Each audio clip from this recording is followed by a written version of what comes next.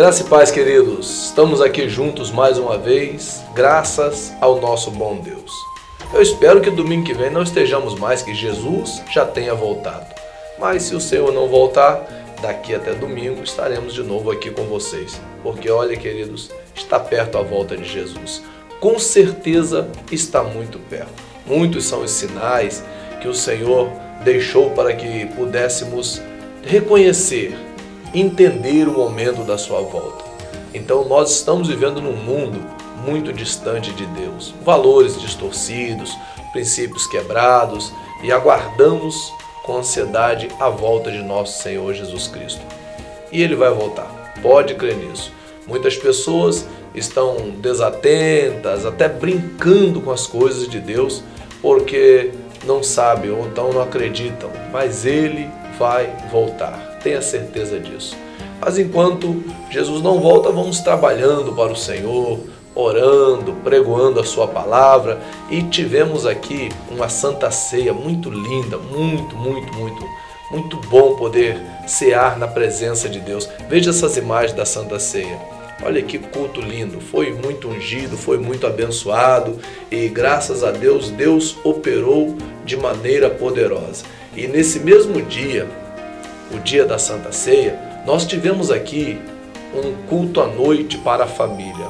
Saiba que passamos 3 domingos com muita tristeza por conta da Amazonas Energia. 3 domingos que não tinha energia elétrica aqui no bairro da Compensa, e por causa disso prejudicou nosso culto. Estamos em campanha pelas famílias, mas nesse domingo teve energia e agora também já temos o nosso gerador próprio. Então aqui não terá mais problema de energia.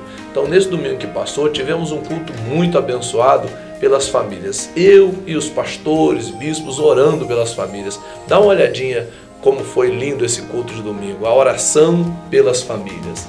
Família é a base da sociedade. Família é um projeto de Deus. Foi Deus que instituiu a família. É Deus que fez o primeiro casamento, formou a primeira família. E até hoje o Senhor ama a família. Por isso Deus diz que detesta o divórcio. Deus detesta, odeia a dissolução da família, porque Deus ama a família. Então agora vamos ouvir uma palavra de Deus ministrada aqui, e eu tenho certeza que você vai ser muito abençoado, muito edificado com essa palavra. E depois volte aqui comigo, porque eu quero falar um pouco sobre o lançamento do nosso livro, que aconteceu no grande culto do 12/12.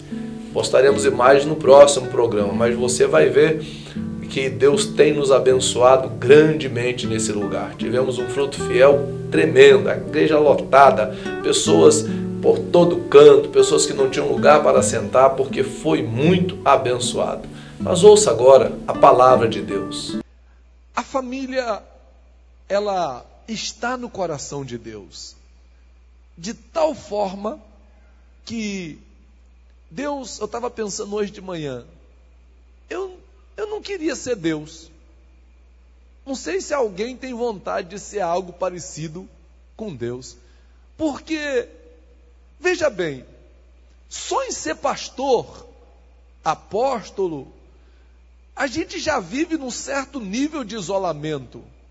Sim, todo líder, a gente já aprendeu isso, que é uma águia, ele voa alto, mas é voo solitário. Há uma diferença da águia para os outros pássaros, porque nenhum outro animal voa tão alto, mas também você não vê nunca um bando de águias. Ah, eu vi um bando de águias. Não, você vê um bando daqueles biquinhos de lata, aqueles vermelhinhos, um bando de pardais. Você vê uma revoada de andorinhas, mas de águias, não. Quando você vê uma águia, ela está solitária. Quando você vê uma arara, geralmente está um casal, né? Papagaio. Mas águia não. Águia, ela voa acima da tempestade e está sempre só. Por que o senhor está falando de águia e de família, apóstolo? Porque nós temos uma necessidade, irmãos, de viver socialmente com pessoas que nos entendam, que falem a nossa língua. Então, pastores geralmente se sentem mais à vontade no meio de pastores, apóstolos, da mesma forma, porque vive uma certa solidão por causa da unção. É a unção que faz isso. Porque você guerreia suas guerras, enfrenta as suas batalhas, mas e Deus? Não existe outro Deus, só há um Deus. Então Deus não tem outros deuses para ele brincar, para ele conversar, para ele ver. Por isso Deus se mostra em 3 dimensões, ou níveis, ou segmentos. Deus Pai, Deus Filho e Deus Espírito Santo. Para ser família. Para que ele pudesse conversar, ter relacionamento com ele mesmo. Então ele é um Deus trino, mas é uno. É um Deus que está em Jesus, está no Espírito Santo e está no Pai. Mas eu não queria ser Deus. Porque Deus não pode visitar a casa do outro Deus, porque não existe. Você percebe que nós temos uma necessidade de nos socializarmos, de ter pessoas que falem a nossa língua, que entendam o nosso coração, que nos compreenda. É por isso que Deus nos fez em família.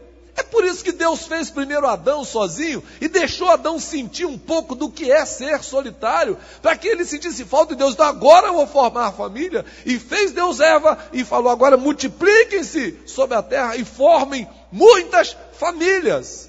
Tanto que logo em Gênesis Deus dá ordem: deixará o homem seu pai, a sua mãe, unir-se à sua mulher, os dois serão uma só carne. Ou seja, uma outra família. E formando famílias, porque esse é o plano de Deus. Mas quando a família tem uma pessoa que crê em Jesus e outros que não creem, apesar de ser uma só família, são de linguagens diferentes. Não tem a mesma comunhão, intimidade.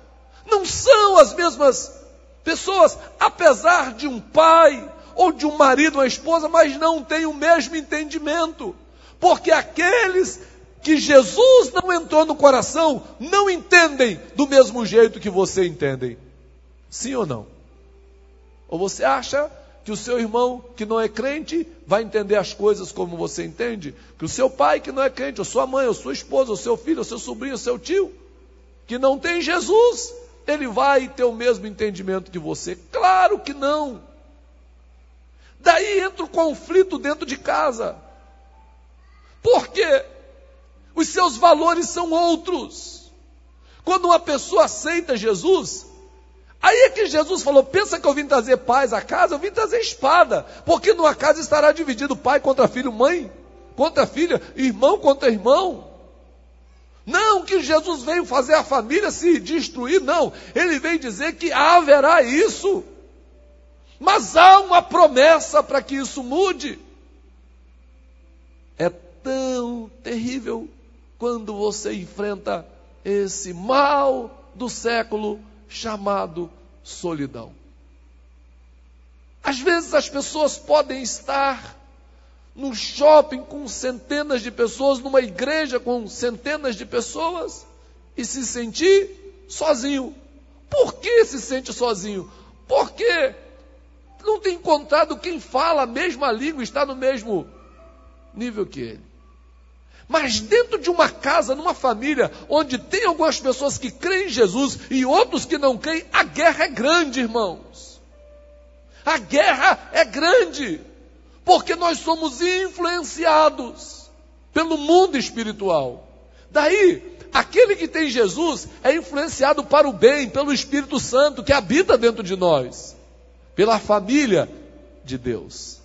Mas aqueles que não têm são influenciados pelo mundo, por espíritos, influenciados, nem sempre para praticar mal ou guerrear, mas não há comunhão. A Bíblia diz, não há comunhão da luz com as trevas. Então o que eu preciso fazer? Eu preciso que a luz entre no coração deles, porque são a minha família. É por isso que temos que lutar primeiro pela nossa casa. É por isso que temos que guerrear pela nossa casa.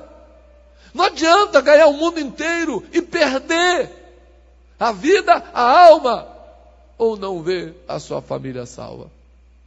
O livro de Atos, capítulo 16, do 27, conta a história da conversão de uma família inteira. Que coisa linda, gente! E há uma promessa. E quando eu comecei falando aqui, eu falei, tem a parte de Deus e tem a nossa parte. O que é a minha parte para que a minha família seja salva? O que eu devo fazer? Porque eu não quero esse conflito dentro da minha casa mais. Quantos querem toda a sua casa servindo o Senhor? Diga amém! A gente pode ter família, ter amigos, ter irmãos e viver isolados. Porque problemas da alma, algumas dificuldades, mas o maior problema é a diferença de entendimento, de linguagem, reinos diferentes. A Bíblia aqui conta que o carcereiro despertou do sono. Foi logo depois de Deus dar um terremoto, porque Paulo e Silas foram açoitados, estavam presos, né? Lá perto da meia-noite, só Paulo mesmo para fazer esse tipo de coisa. Paulo começa a cantar e adorar a Deus.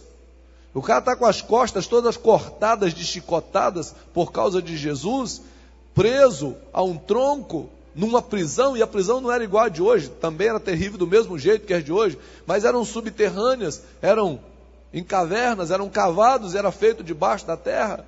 E Paulo e Silas estão ali no cárcere, e de repente eles começam a cantar, orar e cantar louvores a Deus. E os outros presidiários, companheiros de prisão, os iguais a eles, escutavam. De repente sobreveio um grande terremoto que sacudiu os alicerces da prisão. E abriram-se todas as portas, e não só abriu, mas as cadeias que os prendiam, as cadeias que os acorrentavam, os grilhões, são aquelas correntes dos pés, soltaram-se. O carcereiro despertou do sono. Ele estava dormindo. E despertou do sono, e quando ele viu as portas do cárcere abertas, ele puxou da espada para se suicidar. Ele não... Gente, vamos raciocinar. Esse homem tinha uma boa família? Você acha que, porque a prisão se abriu, ele não pensou em mais nada? Ele disse, quer saber? Eu já vou ter que pagar por isso? Eu já vou ter que responder por isso? Eu vou me matar e acabar com tudo.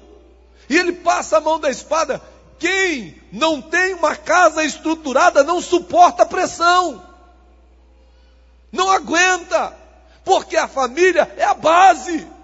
Quando a família está estruturada, eu duvido, se esse homem tivesse uma família estruturada, se ele ia pensar em se suicidar. Ele podia pensar em pegar a família e sumir, fugir, fazer qualquer coisa, mas ele queria dar fim à vida. Já está ruim, a minha família já está para lá. Eu penso dessa forma porque ninguém se mata, irmãos, por causa de uma rebelião num presídio.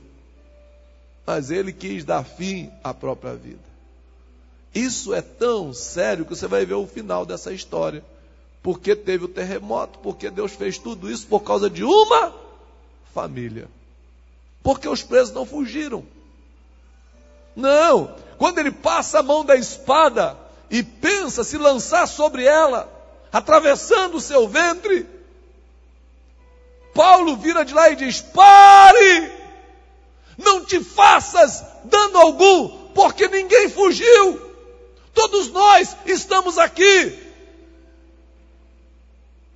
Aí aquele cara vai até Paulo e diz, o que eu preciso fazer para eu ser salvo? Irmãos, ele corria risco de alguma coisa a mais? Não, os presos estavam lá. Ele ia trancar a porta, mas o conflito de alma daquele homem era grande. Seu conflito familiar era imenso. Ele não tinha paz dentro de casa, e a primeira pressão, o primeiro problema, ele pensa em suicidar-se. Quantos homens hoje tiram a própria vida? Irmão, se a gente parar e começar a pesquisar e olhar, você vai ver quantas pessoas não aguentam a pressão. Empresários, pessoas financeiramente estabilizadas. Você sabe onde está o problema dele? Não é em guerras financeiras. O problema deles é familiar. Sim, porque se a família estiver estável e tudo estiver bem dentro de casa, ninguém tira a própria vida, irmãos. Porque pesa quando ele lembra da família. Quando ele lembra da família, ele pensa, não, eu não posso morrer. Se eu morrer, eu vou deixar fulano, meu filho, vou deixar minha esposa. E a gente vive bem. Então, quando a família está bem, ele traz o problema para casa e juntos eles se unem e vencem a guerra. Quando eu morava no Rio, na cidade por nome de Queimados, tinha um rapaz, e ele botou uma granja, depois ele começou a prosperar muito, e ele abriu franquia da Coca-Cola, fábrica, e um dia eu volto lá e me disseram que ele havia se suicidado, dado um tiro no ouvido, por conta da pressão. Estava com dívidas e tirou a própria vida. Augusto Cury, um escritor muito famoso, homem de Deus, temente ao Senhor, escreveu livros lindos. Quando você achar livro do Augusto Cury, pode ler, que nenhum deles é ruim. Todos os livros que ele escreveram são bons. E ele é um psicólogo, e ele tem uma tese interessante, que ele diz que a pessoa que tira a própria vida, tira porque não aguenta viver mal, porque a vida que ele está vivendo é ruim. Ele tem tanta vontade de viver bem, que ele não aguenta a vida ruim e se mata, suicida-se. Porque pessoas fazem isso, é instabilidade familiar. A pessoa pensa assim, já está tudo ruim, em casa já está um inferno, aí estou passando isso, quer saber, eu vou dar fim nisso. E estoura os miolos, porque não aguenta viver. Esse carcereiro não tinha uma arma explosiva como nós temos hoje. A arma daquele tempo era a espada, e ele saca a espada e se prepara. Ele não aguentava mais, aí se prepara para se lançar sobre ela, e Paulo diz, não te faças mal algum, por favor. Todo mundo está aqui. Aí ele entra trêmulo, pede luz e diz, o que eu preciso fazer? O que eu preciso fazer? Ele dá a declaração da alma dele. Os presos estavam tudo lá, podia trancar a prisão, dizer, acabou, está todo mundo preso de novo. Mas ele diz assim, homens de Deus, me diga o que eu preciso fazer para acabar essa angústia, esse sofrimento, para eu ser salvo, para eu sair dessa vida. Paulo diz algo para ele, que é o que nós precisamos tomar posse nessa noite. Paulo diz, creia no Senhor Jesus Cristo.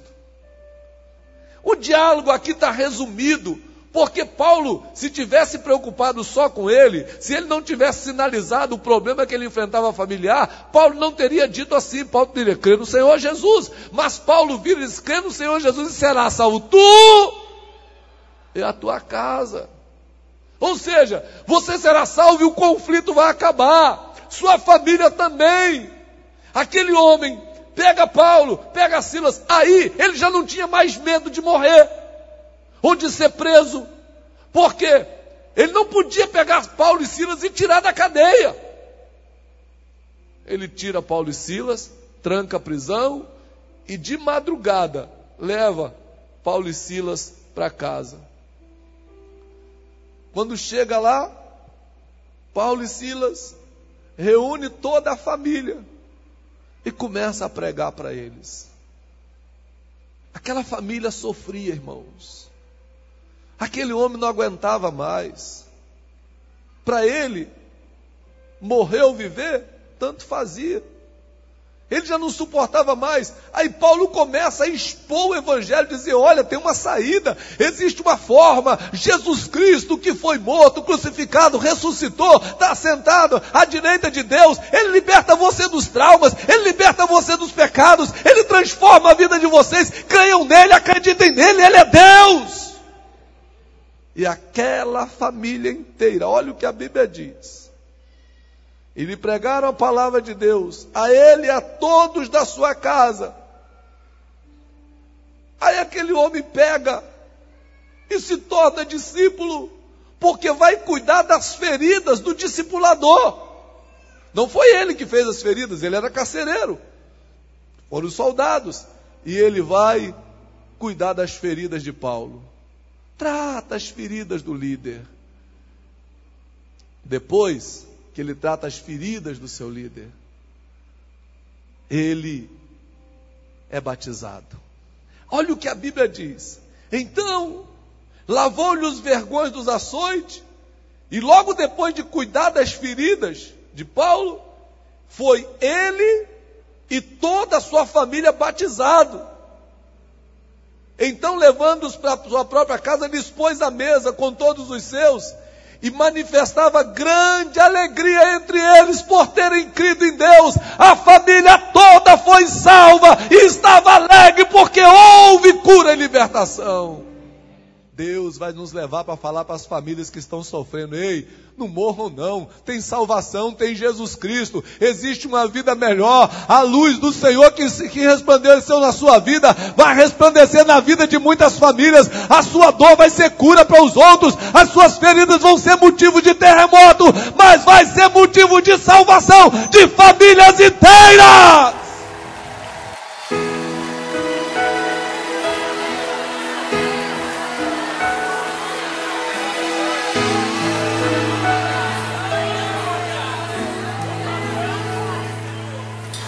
Estão tentando destruir as bases da família,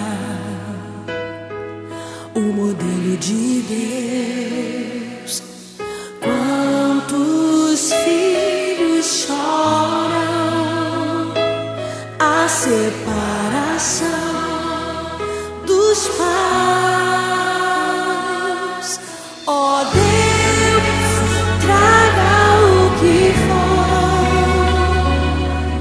consola o que ficou, cura o coração do filho que chora. Tu és o Deus da família.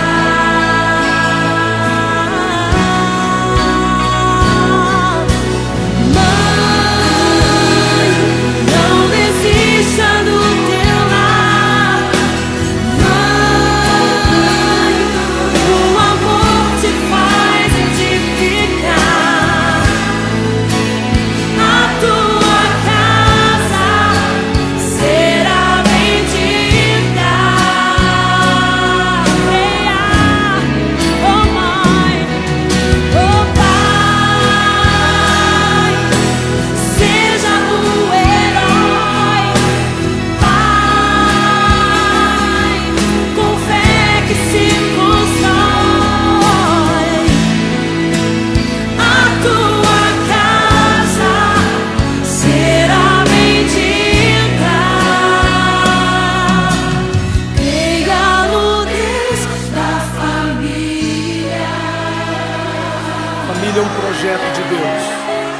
Família nasceu no coração de Deus. Adore o Senhor pela sua família, pela sua casa. Oh, aleluia. Ó Deus, traga o que for, consola o que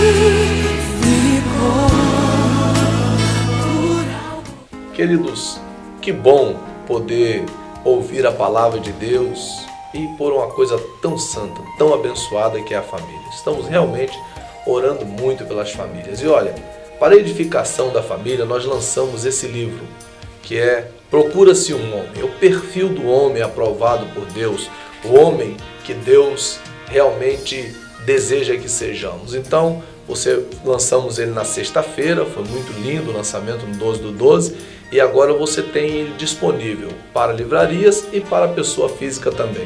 Ligue para nós e nós estaremos enviando para você, viu?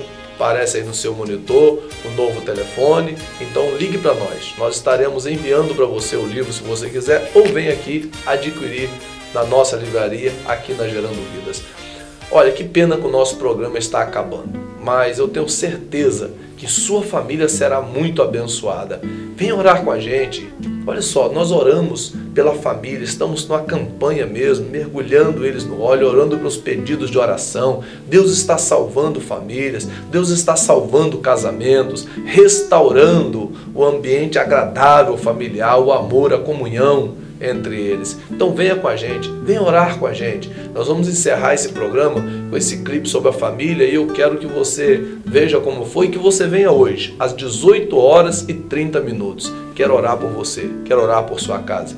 Que Deus te abençoe, que o Senhor te guarde, o Senhor te livre de todo mal. Que Deus guarde a sua casa, que o Senhor tenha misericórdia de ti, que resplandeça o rosto sobre ti, que a tua família seja completamente restaurada, protegida, guardada, abençoada por Deus. Então, veja essas imagens agora, que o Senhor te abençoe em nome de Jesus.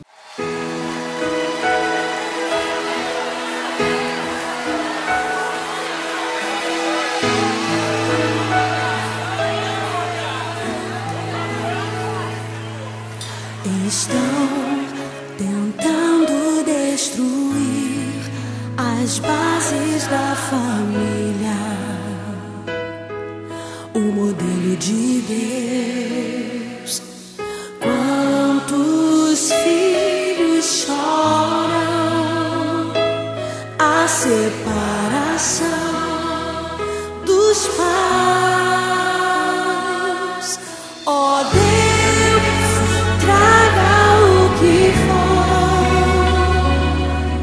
consola o que ficou, cura o coração do filho que chora. Tu és o Deus da família.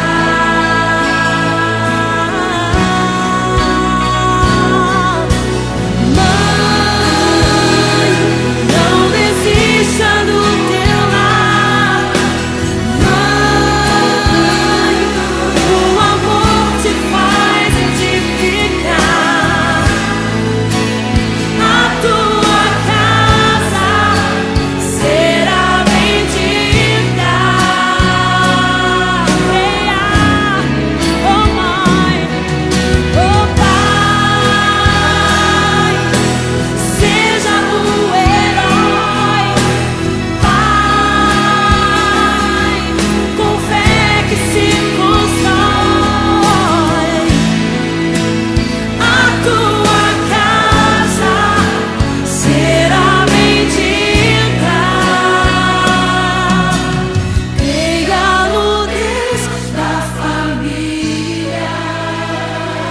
Família é um projeto de Deus.